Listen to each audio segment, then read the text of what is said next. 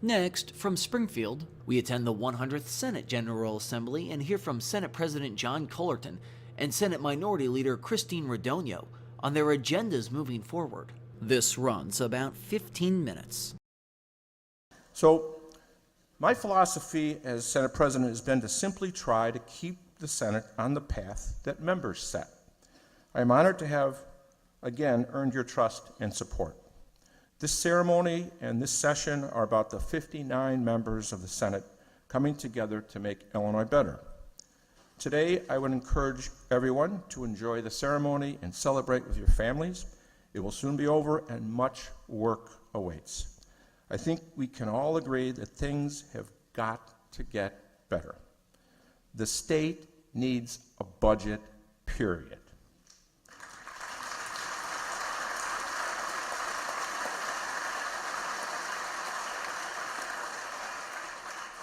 This has become nearly as ridiculous as it is frustrating. People, real people in the real world are fed up, and they blame all of us. I'm prepared to do something about this, and so is Leader Radogno. We have made it clear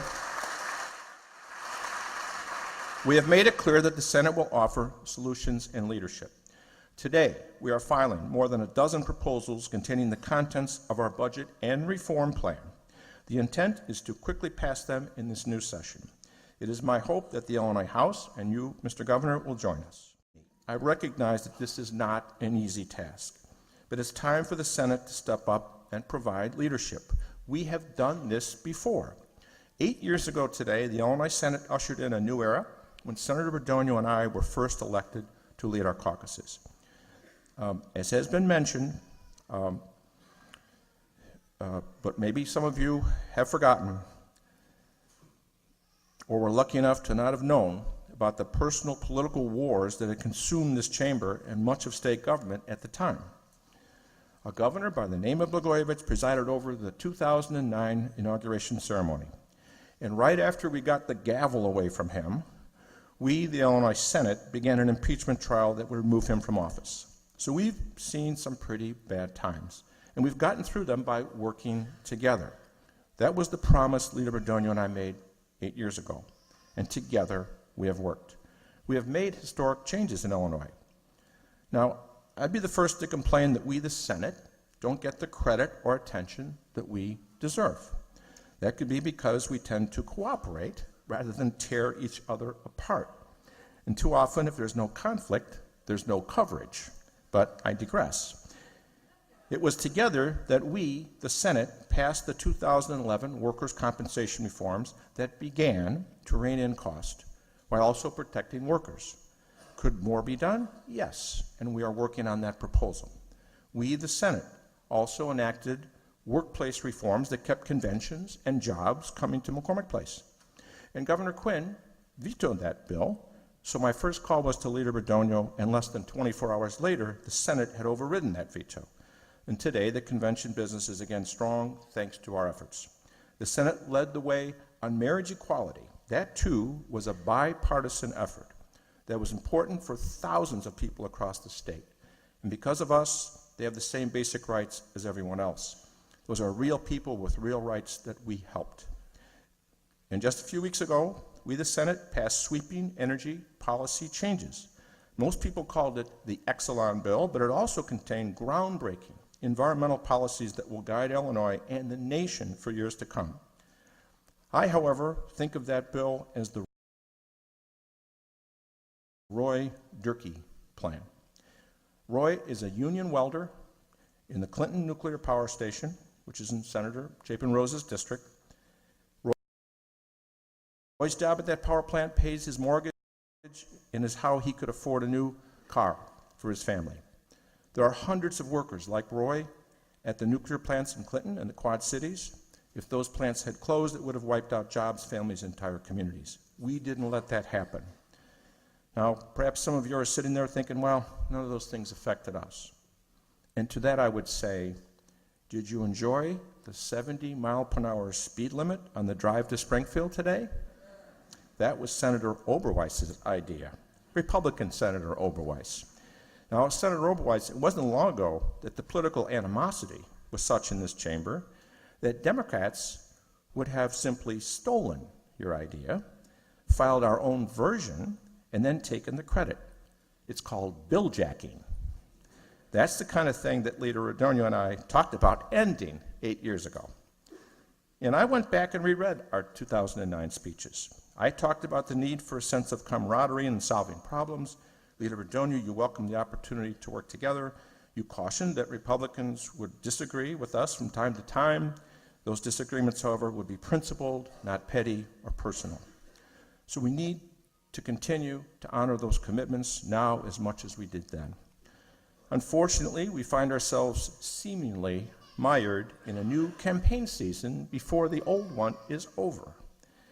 And we call for bipartisanship and compromise, but there's some political attack dogs sniping at every development. There's plenty of time and issues to campaign on. When it's campaign season, how about if we just try governing for a little bit? That's what the people sent us here to do.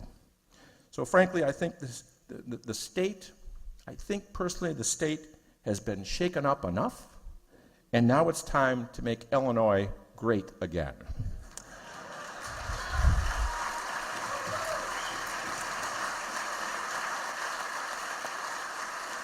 It's clear the Senate's not afraid to take tough votes to solve problems and move the state forward, so let's get to it. So in closing, to the members of the Illinois Senate, I again thank you for the opportunity to lead this chamber and promise to do the best to be fair and vigorous in doing so. Thank you very much. So now we have the next order of business is the election of the minority leader of the Senate. Senator Brady, for what purpose do you rise?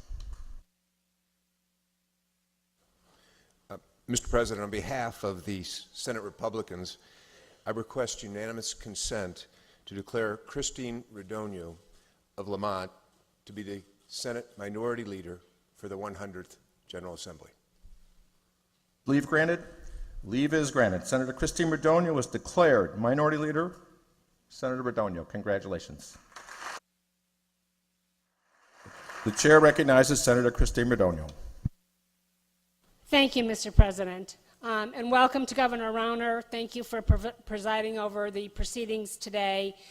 Welcome to all the members of the 100th General Assembly and to all of our special guests.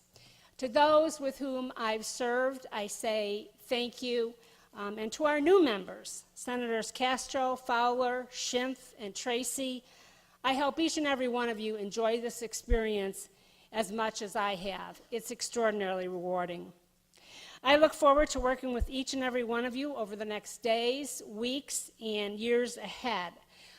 I'd like to begin my thanks, though, to thanking the people of the 41st District for giving me the opportunity to serve here in Springfield.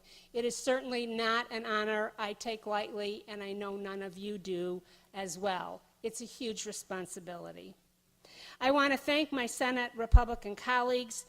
Your continued support of me, your collaboration, your counsel have been invaluable, and I am beyond grateful for the confidence that you've placed in me to serve as your leader once again. Also, Senate President, my heartfelt congratulations to you. I truly do enjoy working with you, and I just learned something in your speech that you actually have your grandson sitting on your lap half the time. And guess what? Me too. I've got 5 of them. Now we don't have to try to keep them quiet when we're talking. We can just let them chatter away. But it certainly does, I think, give us both perspective as to why we're doing this. Today is a fresh start for the General Assembly, and it's being witnessed here by our family and friends who fill the chamber, and many who probably couldn't be here today who are at home watching this on television. Today, I would like to focus a little bit on our guests. We've talked a lot about the senators here, but I'd like to focus on our guests, all of you, the special people in our lives, our spouses, our parents, our friends. You are our closest advisors.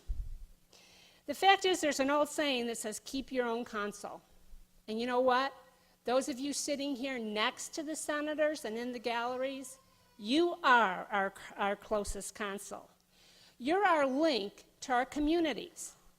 You are the people that keep us in touch with the moms who take their kids to dance class, to the guys at the grain elevator, to the small businessmen and women, to the real people in the state. You're the ones that give us the feedback we need in order to keep us grounded. I know that each and every one of you want to see the mess that we have in this state resolved just as badly as those that are elected here today. So I want you to remember that all of you are just as important to this process as those that have just taken the oath of office. You have to keep us focused on that larger community and the common good. So as we begin the 100th General Assembly, I'd like to focus on what has united us over the past 2 days rather than what's divided us over the past 2 years. The bipartisan groundwork that was laid earlier this week can jumpstart this General Assembly. We have a tremendous opportunity to begin moving Illinois past the financial impasse that has hovered over this Capitol for far, far too long. Collectively, and I do mean collectively because, again, it's going to take all of us and one other group who I haven't mentioned, and that is the phenomenal staff that always makes us senators look good.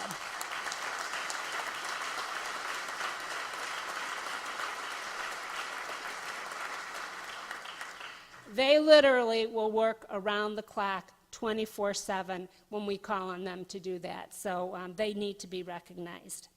So collectively, again, we have the power of a solution. We have filed a package in the state budget with the necessary revenues and the structural reforms to grow jobs and give taxpayers a better value by rebalancing state government with the needs of those paying the bills. I hope all of you will support us in getting that job done. We can no longer allow interest groups to dictate policy, and every single one of you in this room has a role in that. Today we're going to be reintroducing the measures that we introduced on Monday. We hope these concepts will be carefully reviewed and vetted by the people of this state. I know the Senate President and myself are both open to constructive criticism, refinement, addition. We are not open to poison pills. We have to get the state back on a sustainable path, and we can be partners getting the state on this path. So finally, it's my hope today that this is not just the beginning of a new General Assembly. My sincere hope is this is a new day for a better Illinois. Thank you very much. You're watching the Illinois Channel, an independent nonprofit corporation formed to provide gavel-to-gavel coverage of Illinois state government and other public affairs events taking place across Illinois.